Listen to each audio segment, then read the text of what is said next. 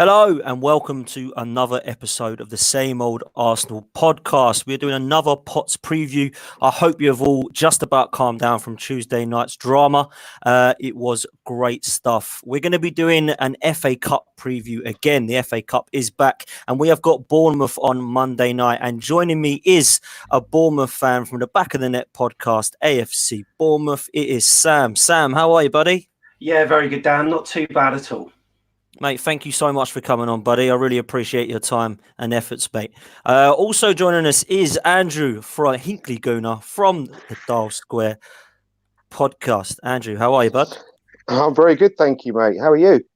I'm very well, thank you, mate. Have you calmed down from Tuesday night's drama? It was a bit of a dramatic ending, wasn't it? Oh, it's fantastic. Absolutely loved the match. And my man Martinelli came good. And I've been waiting for him to do that goal since the Fiorentina match pre-season when he nearly scored the same goal. But what a fantastic game. And loved it. I haven't really calmed down yet. No. I don't blame you, mate. I don't blame you at all. Someone who certainly was excited is my last guest, who is all the way from Cos. It is old man Trev. Trev, how are you, bruv? Hello, Potsy. How you doing, Sonny? I'm really good. Still buzzing from Tuesday night. Very happy, man. Excited. Looking forward to these next few games and hoping we can carry it on. Yeah. And I'm back tomorrow in the UK. It's goodbye cost for a bit tomorrow. Back to the UK. Let's get some Arsenal games in. Keep that atmosphere going. Yeah. Yes, mate. Trev, we'll start with you because you are going to the game on Monday and you do like Bournemouth, don't you? Is it fair to say you like the Bournemouth ground? I do. It's a proper tiny little old stadium, isn't it, Bournemouth? I love going down there. It's always a good atmosphere. Bournemouth fans are always very welcoming. And, it's just a good little trip. It's just a shame we don't get a few more tickets normally because it's a hell of a scramble to get a ticket. But I've been lucky for a few years now and looking forward to Monday because we've got a different away end on Monday. We've got a few more tickets. We're behind the goal, so we're going to show them Bournemouth boys how to make an atmosphere in that stadium, hopefully. Let's hope so, mate. What did you make of the draw, Trev, when you got Bournemouth away? Was it when, with Arsenal, we're always hoping for a team that's an easy draw as possible? I was not too happy with the draw. I would have liked somebody else. But what did you make of it when we came out against Bournemouth away, Trev? Well, yeah, it would have been nice to get. I always like to go have an away day at a lower league club, get another ground in, But Bournemouth came out, and I thought, they could have beat us when we played them in the league at their place. It was 1-1, could have gone either way. It's good. I thought this could be a big game. I dare say Sam will be able to tell us what their injury list is like because I know they've had a bit of a long injury list. So it might be whoever can get the strongest side out on Saturday, giving some people a bit of a rest. We'll win the day, hopefully, and hopefully that'll be us, of course. I'm sorry, Sam, but I'm taking the side. Let's hope so. I'm sure Sam will get us back. Andrew, we'll bring you in quickly because Boxing Day we played them at Bournemouth. It was 1-1. Wasn't an amazing performance on the day from either side, if I'm honest with you. But is this a different Arsenal now from a few weeks ago over that festive period, Andrew? I think so. I think we're getting bitter and bitter by the game. Fingers crossed. I think we're going to put out a pretty much full-strength side, personally. I'm not sure whether Bournemouth will, whether they're going to be prioritising the upcoming Premier League games, obviously because of the situation they're in. But, game by game, we're just getting better, I think, and we're getting more belief, getting more confidence. The whole culture shift within the club, I think, is more evident as we go on. The match against Chelsea the other night was just we wouldn't have won that a few weeks ago, put it that way. We're getting better and better. So yeah, fingers crossed we're going to see an even better Arsenal on Monday because I really am hoping for a good cup run personally. Yeah, listen, I am. I think that it's not been it's been a pretty gross season, hasn't it, so far? And I think that we're all looking at the cup games now because we believe that the league has kind of slipped away from us as such. But let's hope we can pick some form up. Sam, we're going to come to you and talk some Bournemouth because we've talked Arsenal to death, it seems, forever now. And I want to get an insight into what Bournemouth fans are thinking of their season because it's been a little bit surprising as far as I'm concerned. I'm a big fan of your manager. I think you've got some great players. What do you think's happened this season with you boys? Yeah, it's been bad. We've been consistently inconsistent. Unfortunately, injuries haven't helped. As you say earlier, Trev, I mean, yeah, I could get the encyclopedia out and put every player that's injured on it. I don't think I'd have enough pages to fill it with. It's horrendous at the moment, and there's a lot of key players that are out. And as a result, we're playing fringe players in many matches. We've blooded new players that haven't got much Premier League experience. And then we've also had to rely on the old guard as well, i.e. the people that have got us up from the Championship. So you've got quite a concoction there. A number of new players have been blooded, especially in the midfield, where you've got Harry Wilson, our winger that we signed, Dan Juma. There are our wing backs, Rico and Jack Stacey, that haven't had any Premier League experience. And, put that all together, these players were supposed to have been phased in, really, and they haven't. They've had to learn a new system in a couple of players' languages. They've had to learn a new language. So that, there has been a problem. We haven't gelled as much, and as a result, it hasn't quite worked on the pitch. There's just not been that fluidity. But I can't just put it down to injuries. There have been tactical mistakes from Eddie Howe, questionable decisions, and even the most rose-tinted Cherries fans will have realised that there have been some mistakes that he's made.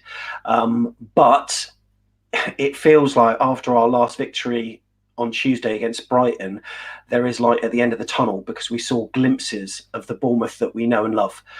So hopefully the inconsistency can stop now, really. Yeah, it is a strange one, because what do the Bournemouth fans make of Eddie Howe then this season? Because if I was to ask, all of them, do they want him to stay? Do they want to see someone different? What percentage want to keep him, or what percentage want him gone, do you reckon? Yeah, I think the large part wants Eddie Howe to stay. There have been a lot of new fans that have obviously our club, a number of seasons ago, we were getting attendances of 4,000. So, I know we've got a small stadium, but so we've gained 7,000 new fans from somewhere. And, some of the newer fans and the youngest fans, dare I say it, have been saying that he needs to go. But then a few of the older ones have too, but it's a very small percentage. The most, on the most part, Bournemouth fans love him. They would want him to stay. Even if we got relegated, they would want him to see it through. Because, at the end of the day, he has seen promotions from League One right till the Premier League. So he's experienced, and the club's completely built around him. He's a fan more than anything as well. Therefore, he'll be feeling it the most out of anyone. And he's a very conscious manager. He knows he's got the weight of the world on his shoulders, both on the football pitch, but commercially as well, with deals that need to be signed, and people are sort of looking at our league position thinking, do we? It is a worrying position, but he's the man to pull us out of the mire that we're in, 100%, not least because, he has got the backing of the players. There were sort of rumours of a bit of, sort of disunity. Didn't really seem to be the case, and on Tuesday the players finally showed it. So he's got the full support of everyone at Dean Court for sure. Yeah, and I think so they should. I think he's a top manager, and I think he's a great lad. Trev, just your opinion on Eddie Howe. He was an outsider, believe it or not, for the Arsenal job before we got Arteta. What do you make of Eddie Howe, and do you think that Bournemouth should stick with him? Yeah, of course Bournemouth should stick with him. Look what he's done for him. In my mind, there's absolutely no doubt about that. I didn't fancy him coming to Arsenal. I wasn't sure that he was the right fit. I wasn't sure that the massive club would have been right for him.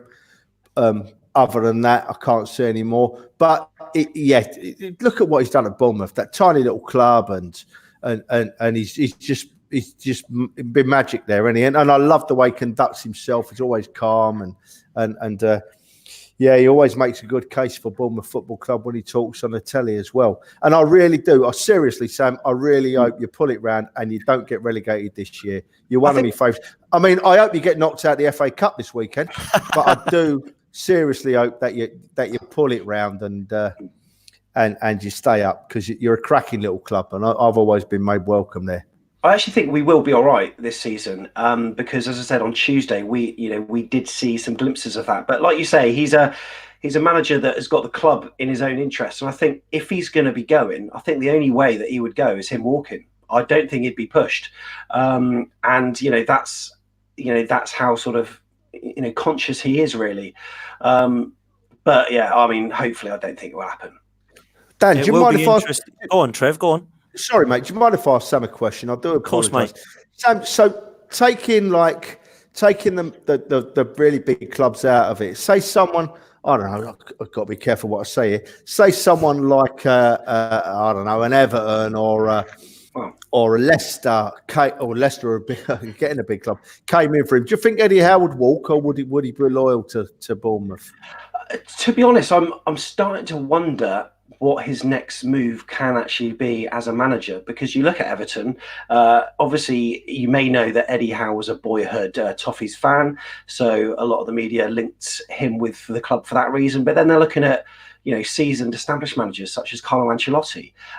Even West Ham were linked, I don't know how true this was, but with Benitez, and Benitez said no, and you kind of look at that next tranche of teams, you think, well, that's probably the next step. I think the top six way too far, despite the fact that he always gets linked with, like as you say, with outsider odds for teams like Everton and your rivals, in fact, as well. But these other teams are seemingly looking for bigger names. But if that offer did come in, I'm sure he would think about it. But I think it would revolve around how well Bournemouth are doing, because I think he's got a plan in his head of where he wants to take us, and it's built around the infrastructure more than anything. I think he wants to leave the club in a secure position in terms of bricks and mortar. Perhaps not long enough to see a new stadium, because he'll probably be in his 80s by then. But we are building a training facility at the moment that's £38 million, and that's going to help create an incredible youth system, much better than what we've got at the moment. And hopefully we can look to the kind of formula of what Southampton have done up the road, and bringing in players that get sold for millions to mainly Liverpool. I'm not going to dwell on it, Sam, but the promises of a new stadium don't always come to fruition. Trust me, my friend. Trust me.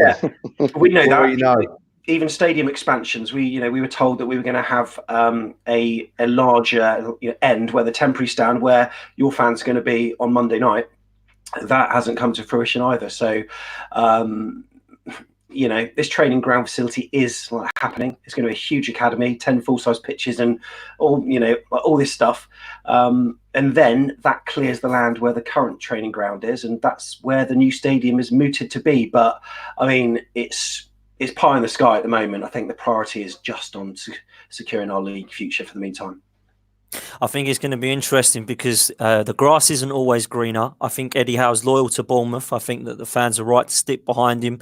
He's going to probably, in my opinion, walk, not be pushed. And I think that when it comes to it, that sounds very familiar to a manager of ours of 22 years. So we shall see what happens with Bournemouth. But I'm with you, Sam. I think he'll stay up. I think Eddie Howe's the right man for the job.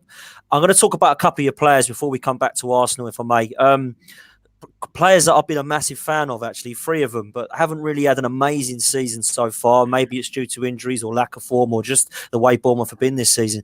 And those 3 players do make up your spine, and that's Nathan Ake, Ryan Fraser and Callum Wilson. I think they're probably 3 of your danger men, if I'm honest with you.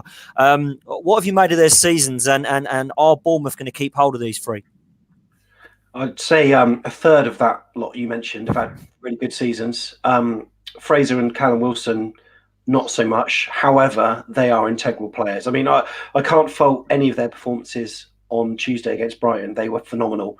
But they are so integral. I mean, that spine of the side, as you say, last season, Ryan Fraser and Callum Wilson combined so many times. If you got them in your fantasy Premier League sides or whatever, you're scoring massive points. The assists that Fraser was given, the goals he was scoring, really good. And Callum Wilson, very deadly in certain situations as well. But he's not been having the supply this season.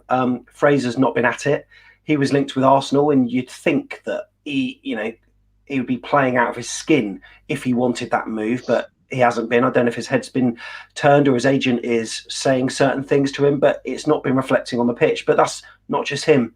So many Bournemouth players have been having substandard seasons, but on their day, that is such an incredible spine to have. And Nathan Ake is our biggest worry, really, about losing him, especially Chelsea, who have got a buyback clause on him, which they've got 7 or 8 days to activate it. But they say, do you know how much that is, Sam? 40 million apparently, which there were people saying that he's in the Harry Maguire bracket of 80 million, but I mean, I don't know, maybe 60, perhaps. Either way, if you were Chelsea, surely you'd be thinking, well, I would buy him and sell him the next day if you didn't want him, and you'd make a tidy profit anyway. But it's not in their interest, apparently, and I think he wants to be playing regular first-team football.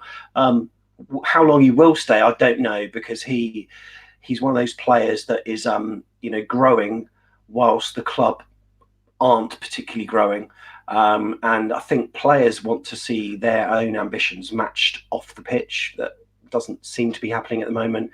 Hence, Ryan Fraser's had his head turned a little bit. Callum Wilson, I think,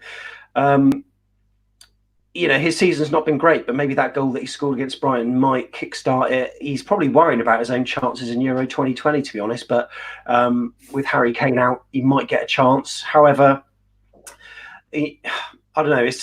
I can't see him leaving the club, certainly in this window anyway. So I think we'll be keeping them all. Yeah, I'd agree. I don't think you're going to lose any of them. Andrew, the transfer window is open. Nathan Ake, would you have him at Arsenal?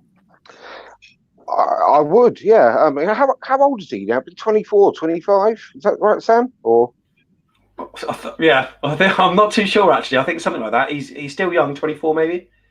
Because I heard on, I think it was one of the Athletic podcasts, the Transfer Window podcast, that initially that Chelsea could have bought him back for 40 million, a part of the agreement, and any other club could have him for around the 60 million pound mark. But recently, I heard on that podcast that that's not actually the case. That they would actually entertain offers of around the 40 million pound mark from anyone. Now, I don't know how true that is, but that was reported. And if that's the case, then 100%, then I'd have him. And because I understand, and again, you probably might be able to correct me, but it seems that Bournemouth are in a little bit of financial difficulty, and it's making the staying up a massive issue for them, because 85% of the income is going on wages, I understand. And they've made obviously quite a few ricks in the transfer market with players that like Jordan Ibe and the other guy's name is escaping me. Yes, yeah. So I don't know how true all that is. It's just what I've been reading and hearing. So maybe that might be the case, that although you don't want to lose Ake, but maybe you would potentially sell him at that sort of price. Well, on that basis, 2 Dominic Solankis equals 1 Nathan Ake, and I would say that's not the case. I would say that it's 3 Dom Solanke. I mean, he's like 60 million in my opinion, but financially, I do. Yeah, I mean, people are always going to look at things longer term for a club like Bournemouth and start to worry rather than any other club being in the relegation. I mean, we're not that far behind West Ham. If they were in our position now in 18th, then people wouldn't necessarily be thinking the same thing. But yeah, I think obviously a large percentage, it's the tiniest fraction of our income is not related to TV. It's kind of your sales of kits, merchandise, tickets through the turnstiles, etc. When you've got 11,500 seats or whatever, you're not getting much sort of extra money. But you sort of think about it, even if we had another 15,000 bums on seats, really it wouldn't still provide that much money, maybe 5-10 million a year. But when you get 110 million from Sky and BT or whatever it is each season, you can see why staying in the Premier League has been their priority rather than expanding the stadium. Hence all of these signings that we've made. But you're right, there have been some signings that you could say are questionable. I think Dom Solanke, jury's still out, but yeah, for 20 million you expect to be signing a striker that is hitting the ground running, which he hasn't done. Jordan Ibe, I mean, we've signed Brad Smith from Liverpool for 6 million. I mean, we seem to love giving them a lot of money for players that don't necessarily perform. It's not only you, mate. Liverpool have done that with a few clubs, Southampton being one of them. So yeah. But, it's quite it's quite an interesting one money-wise because, if we were relegated, that would cause huge problems. I know there are clauses in players' contracts which would mean that they would get a pay cut, but not many of them would hang around. But that's why Eddie's the man to lead us out of the Premier League if that happens, because he's a good manager and he can sign players like he has done that have performed, like Ryan Fraser, David Brooks, Aaron Ramsdale, our keeper, Josh King, Callum Wilson. There are a number of players there. I mean, all those lot that I mentioned barely total 20 million. Yeah, if you put them on transfer today, you'd be fetching a lot more. So, for all the people mentioning our bad signings, there are good ones as well. Absolutely, yeah. He's I would agree with that. Can I ask you another question that's always been on my mind about Eddie Howe as well? And basically, I mean, the way he's brought Bournemouth up through the leagues, it's just phenomenal. And he's clearly a very, very talented manager. But one thing that's always worried me ever since you've been in the Premier League is that it almost seems that once you get to that sort of what they call the magical 14-point mark, then you just go off a cliff. And it seems like you go into relegation form. And it's only because of the points that you accumulate quite early on that it really sort of cements your place in the Premier League. But you do generally seem to, if you look through your record, pretty much, just like I say, just go off a cliff in the second part of the season. Is that any kind of concern for you as fans, or am I, not looking at it right? Or no, not at all. I mean, it's interesting, as like as an Arsenal fan, you are actually noticing that, because us Bournemouth fans, know that big time. It's almost like once you've got your safety, the players are on the beach. Unfortunately, what has happened in recent seasons, they've had warm weather training in Dubai in like this sort of late winter months, like early spring, and they've come back, like they're on holiday, and it's been awful. But I think the problem is in the Premier League, obviously, when we're in League One, League Two, Championship, the aim is to win. The aim is to win the league. And there is a different mentality when you're in the Premier League. It's just like, obviously, you've got your top two that are fighting it out, and then you've got four more, and then you think, well, could we reach Europe? But it isn't the same aim as it was, and I think that may affect the mentality. I think for Eddie Howe, it's just a case of improving season on season. But you're right. Once we reach that 40 points, it's almost like players whack on the flip flops and don't sort of overly have the same passion and desire, fight, grit, determination. Call it whatever.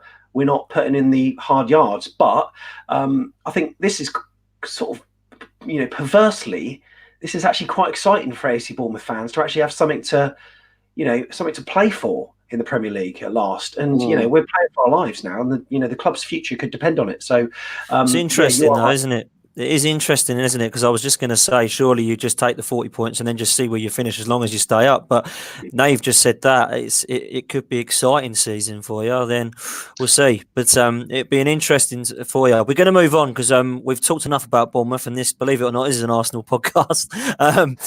Trev, we're gonna come to you, mate, about Arsenal, because it is an FA Cup game, which means that we may rotate some players.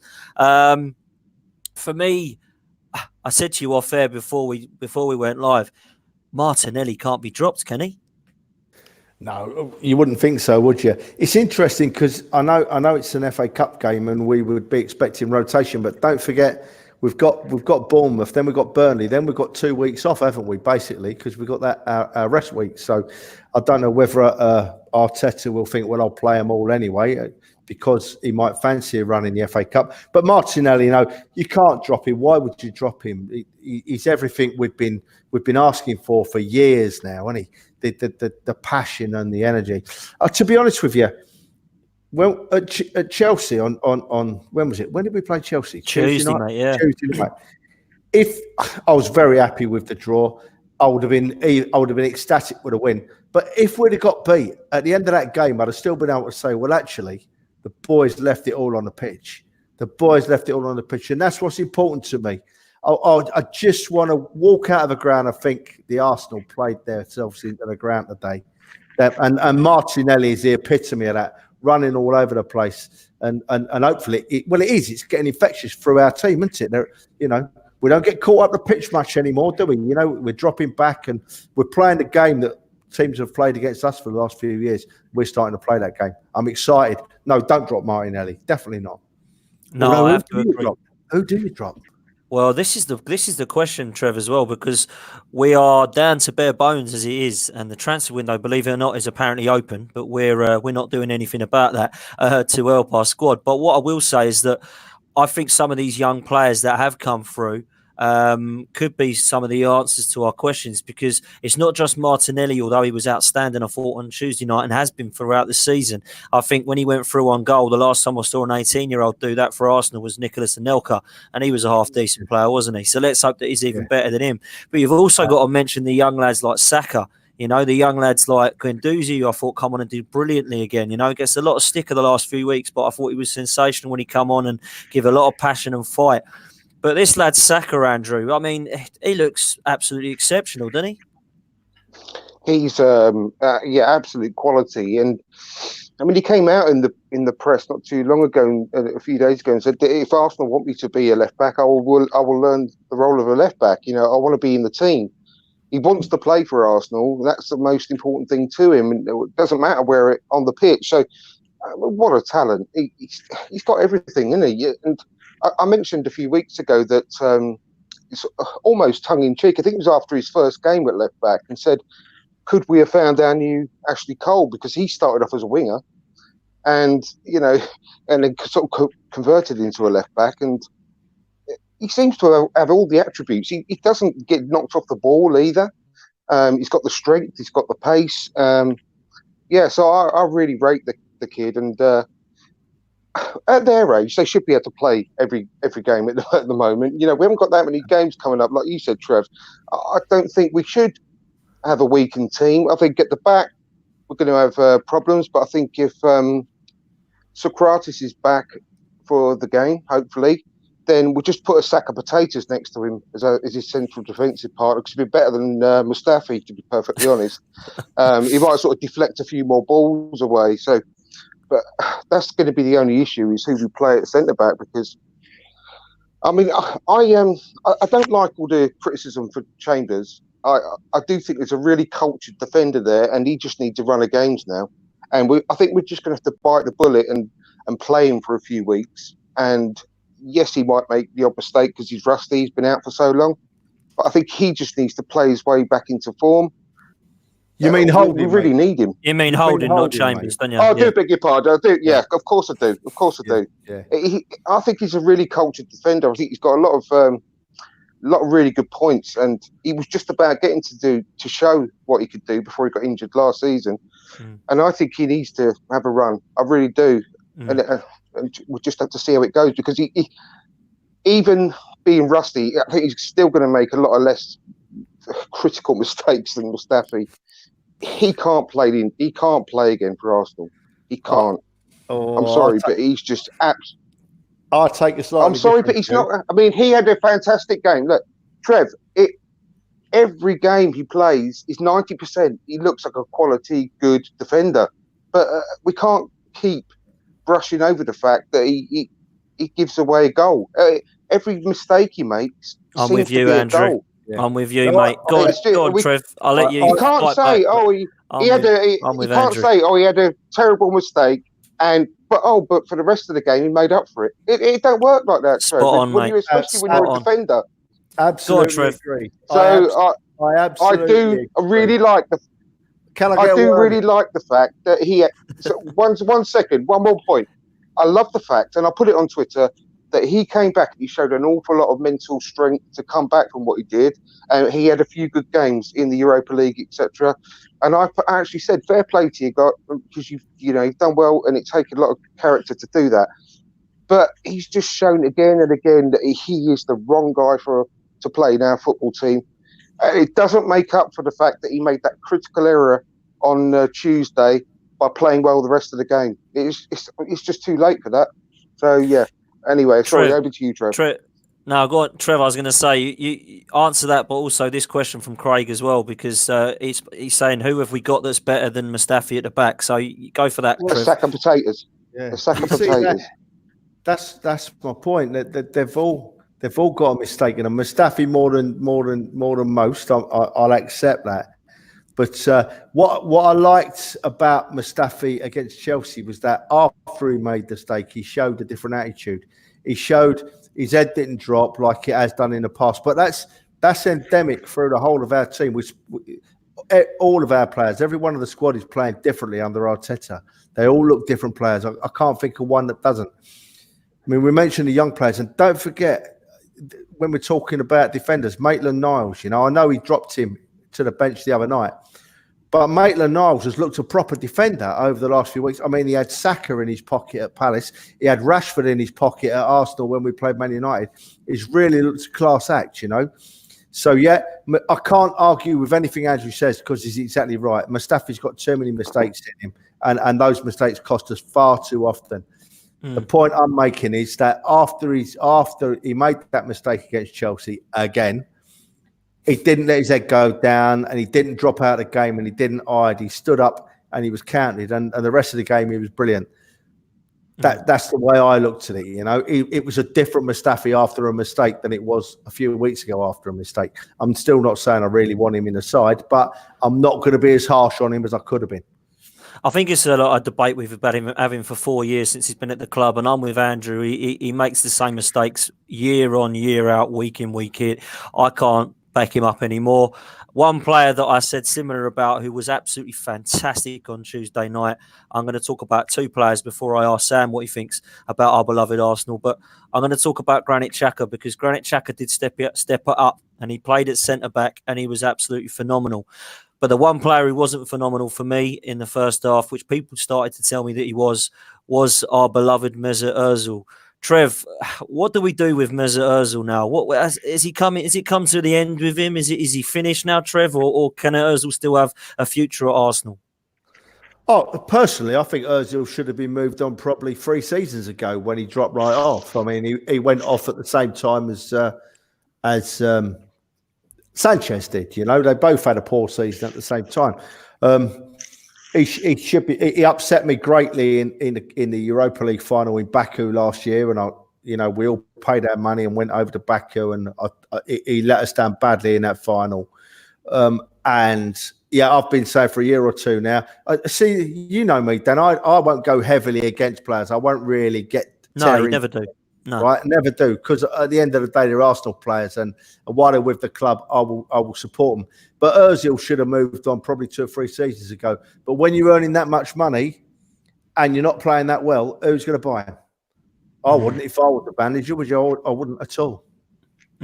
This is it, Sam. I've got to ask your opinion on this guy because I think a lot of kind of neutral fans, or any fan that isn't an Arsenal fan, can appreciate the technical ability of Mesut Ozil, but it's very frustrating watching him week in, week out. Trust me. What's your opinion of him, Sam?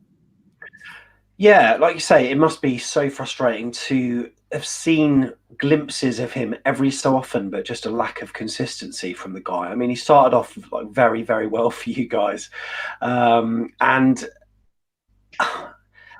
don't know. It must be just like really hard knowing that he's got such talent and such capability, but he just hasn't performed for long periods of time, and you can see why certain managers have decided to not favour him. I would like to see him sort of come good, but sometimes you just think how long do you give certain players? I know this is incomparable. We've got the same issue with players like Jordan Ibe, who've shown little flashes, but it's just there have been more terrible performances than good ones. And you just kind of think, well, how long are we going to give this? But it's the application of the player that is, quite often the issue. And sometimes you do start to wonder with certain players, more so for a club like Arsenal than for little old Bournemouth, that is, does the player think that they're bigger than the actual club themselves? I would hope that's not the case, but it's very difficult to know. And it's a shame because, your campaign at the moment, I mean, obviously you're a team that is in transition. You've got 30 points from 24 games and, and we don't see you as this big side. I mean, huge in terms of like fan base, etc. But when you come down, we're thinking, right, we've got a chance to beat you or get a result here. I just think a lot of things need to come together, and I think this season you can almost write off and just start to sort of rebuild next season. But it would really help if players like Özil, are going to perform, and at the moment it just doesn't seem like it. Do you know, it's really strange. It's really strange that Sam. Sorry, I've done it again, Dan. No, you're all right. No, go for it. I like it, Trev. It's good, mate. Go on. It's really strange that Sam should say that, because any other season, with us being where we are, 10th in the league with that many points, I probably would have been writing our chances off. But the fact of the matter is, apart from Liverpool, who were running away with it, everyone else is doing the same. Yeah. Everyone else is. If any team in that top 10 that puts a run of 3 or 4 wins together is going to bounce up that table the way the results are going. So I'm still hopeful of us putting a few wins together and moving up the table. Other seasons I probably wouldn't have been, but everyone's up to it. Everyone's dropping points left, right, and centre. Oh, yeah. So I've still got a little bit of hope for an high finish. Yeah.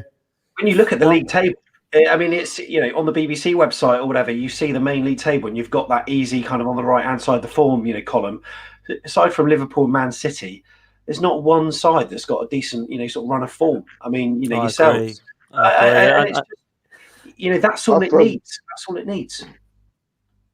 I've put on Twitter today a copy of my betting slip. I put a tenner on today that Arsenal are going to finish in the top 4. And it may sound absolutely madness, but we've got a little mini league between us, Chelsea, Spurs, Man United, and we've only got to make up 10 points between now and the end of the season. And I think it's going to be the complete reverse of the Unai Emery era, whereby we started strong and ended up absolutely terrible. I think we're going to have a very, very strong end to the season. I can see it. I can see us giving someone a good hiding soon and going on a bit of a run. I hope you're right. 10 points is not a lot to make up between us and Chelsea, and I can see us having a good run, and I'm very confident of that, to be honest. Andrew, well, I hope you're right, mate. I really do. Did you see my post on our WhatsApp page? I had the same bet a couple of weeks ago, Andrew. I had the same. We were 18-1. We were to finish top 4. I thought 33 to 1 today. 33 to 1 I got today. I'm going to have a bit more on that then. I'm going to have a bit more. Yeah.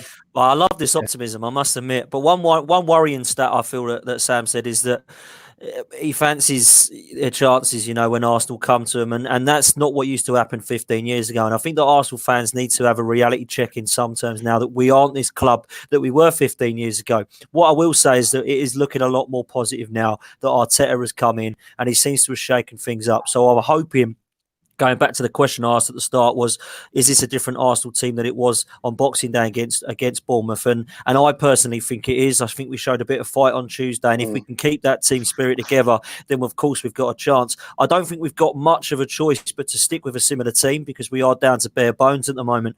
I think that Martinez will probably play in goal because it looks to me like he plays him in the cup games. I'm still not fully 100% convinced, but I don't think he's a shocking keeper.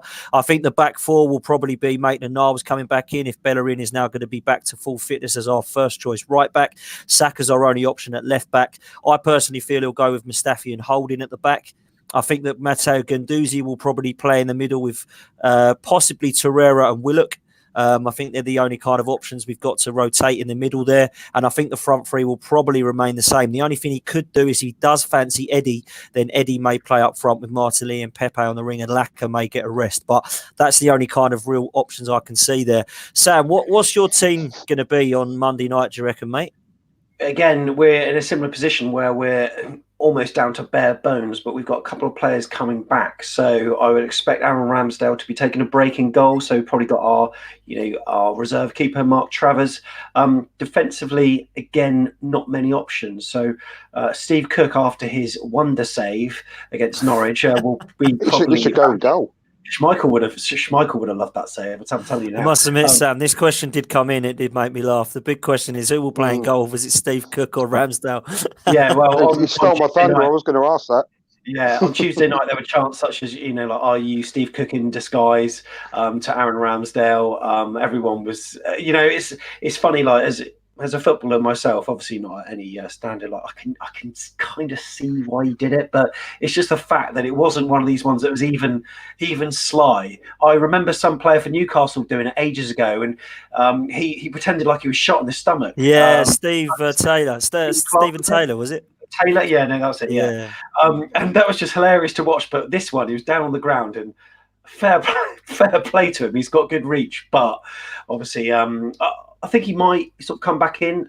Nathan Ake may be rested. I think Simon Francis, our club captain, could well start again with Steve Cook, and then you've got your left side and right side, Adam Smith potentially, Jack Stacey if he's back. It's a bit unclear. Some players that will probably start, well, almost certain, will be Lewis Cook in the centre of midfield.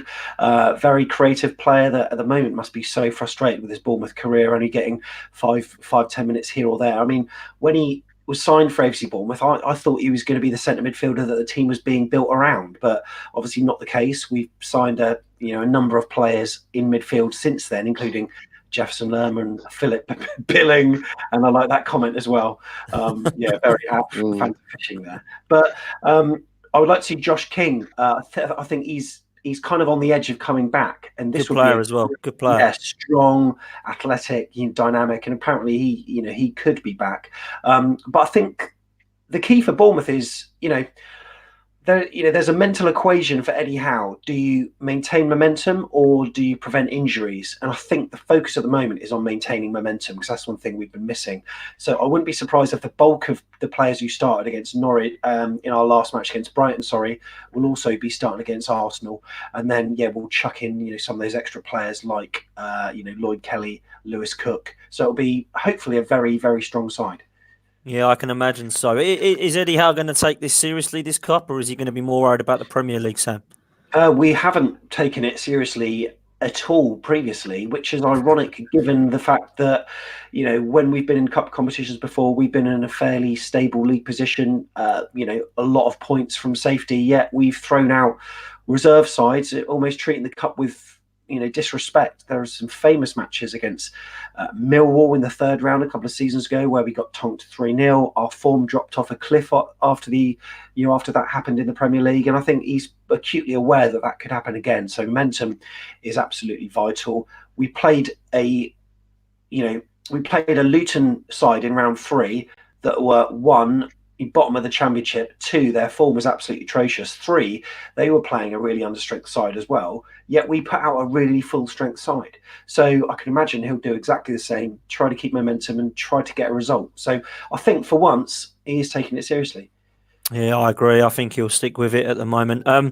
Just lastly, Sam, what Dangerman is there that we're going to play? Obviously, Aubameyang is still out. His last game suspended, so that must be a bonus for you guys. But who is the main threat, do you think, that we've got in our team that could cause Bournemouth problems? I think after you watching your highlights against Chelsea, I mean Martinelli. I don't know if these kind of players are sort of going to be playing, but players like him are fast, really good on the ball. I mean that goal that he scored, just the movement of his body, low centre of gravity, knows where the goal is, and you just get the feeling that there are certain players that are, very technically gifted. He's one of them, but I think he also needs to have a bit of confidence and he needs a run. So players like that, with the confidence of scoring that goal, personally, I'd be playing him again. But obviously, you want to keep him fresh for the Premier League as well. But he's a player that we've looked at recently that we're obviously very worried about. Obviously your strikers know where the goal is as well. I think it's just the kind of, we don't want to show you too much respect. Even Brighton on Tuesday, first 25 minutes, they ran the show. They had so much possession, and fortunately, we slowly turned it around. We can't do that with you. We've got to go at you from the off. So it's going to be a very intriguing game. But yeah, Martinelli's the one that we're really focusing on. Fair enough, Andrew. If you had to pick a Bournemouth player that could cause some problems, who would you go for? Well, that seems to be Bournemouth's biggest problem at the moment is scoring goals. Obviously, you had that good result against Brighton, but that sort of ended a run of real difficulty in front of goal. I think you'll agree, Sam. But It depends who. I can't. I don't know, but I can't see Bournemouth putting out the strongest side personally. But like you say, maybe he will go for trying to maintain that sort of momentum now. But I think Josh King is my favourite forward player. Obviously, Brooks is really, but he's not. He's still out, isn't he, at the moment? So probably Josh King, because he's a very strong, powerful runner who can finish. I don't know whether Fraser's already checked out because he's almost certainly leaving in the summer, isn't he, Sam? I think his contract runs out in the summer. Yeah, his contract runs out. So maybe he's not. He hasn't had his best season like he did last season, and I think his head's been turned. Now, isn't it a bit of a concern as well for you that about what Eddie Howe said a week or so ago when he said that he's just run out of ideas, he doesn't know what to do now, and I think that was before your last match against Brighton, wasn't it? Obviously, so you won a game since then, but that isn't what your players want to hear, is it? When you actually, they must have heard that, and they wouldn't want Eddie Howe to have said that to the press, I'm sure. And what did you think as a fan? There are a few things that Eddie said recently that have been very downbeat.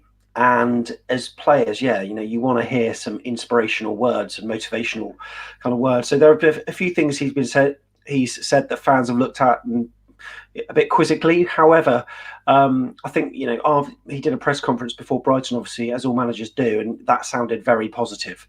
And, the players, I've got to say, they performed for him. It was almost like they knew that his job was on the line on Tuesday. Whether that was the case or not sure.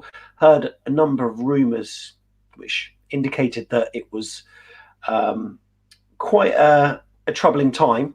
And it could have been the case that he gave himself a particular, amount of games before he would decide to go. Who knows whether that's true or not? But they played for him. And Fraser, I've got to say, whilst he's been awful, he played like a man possessed on Tuesday, and he was running after everything. I was so impressed with Fraser, and it just all came together on Tuesday. The fans properly got behind him. Sometimes we're very reactive rather than proactive in our support. We try to give it a go. Players, sort of don't respond, and then it always fizzles out into, some kind of, tawdry atmosphere. But this one was good. It was a really good atmosphere, and the players responded, and it all came together. And hopefully we'll do that again on Monday. Hopefully not, Sam, but we'll see. Trev, coming to you, mate. We're going to start to wrap this up now. Trev, predictions for Monday night, mate. What are you going to go for? There's still replays in this round, aren't there? It's the next round we don't have replays, isn't it? Yeah, replays are still about, mate. Yeah. So, I think we'll go down there and we'll turn it on. And I fancy a 3-1. I'm going to have a 3-1 to the mighty Arsenal. Just talking about, just going back though, we missed me on Bournemouth's danger man. You see, I don't worry so much about opposition strikers nowadays. Where we suffer is our lack of height from a set piece in defence. That's where we give a goal away. Where these big bulking centre halves come into our box, and we can't match them in the air, and we can't match them for strength and power. That's what worries me most. But I think we'll win 3-1 at Bournemouth. I think I'll be very drunk after the game, and I think it'll be a cracking night. And and then on we go to the 5th round, and then I wish Sam all the best with them staying up. Hey, I tell you what, Harry Redknapp only lives up the road, doesn't he? You can have him. It's Sam Banks, Tony Poulis. Yeah, there's loads of them. Oh, blimey. No, stick with Eddie. Andrew, what are you going for a prediction on Monday night, mate? I think we are going to see a good show from Pepe on Monday. I really do. Again, it's another one I can't understand criticism of. I think he's been improving a lot, working really hard. He's been working back quite a lot as well, which seems to be gone unnoticed. I actually agree with you, Trevor. I think 3-1. I think we might concede, like you say, on a set piece, but I think we're going to take it very seriously. I think we're going to put out a strong team, and I think he will really, really want to start building and getting results. So, I think 3-1 as well. Pepe, Martinelli, job done. Yeah, and I think one win will get us going. I think one win might see us rolling. I've just had a look as well, 33-1. I've just had another tenner on that, Andrew. Boom. We're Fair in. play. Fair play, mate. Fair play. I don't blame you. You pair of gamblers, pair of gamblers, you. That's the first bet I've had in years, I'll tell you. First bet I've had in years, but I couldn't resist it. Can't fall. Mate, I'd love top four, but I'm not 100% confident. I'm going to ask Sam for his prediction, but I'm going to go for mine first. I'm not going to be as optimistic as these two. I'm going to go for a replay at the Emirates. I think it's going to be a 1-1 draw, and I think we'll go to the Emirates and we'll beat them there. Sam, what are you going for?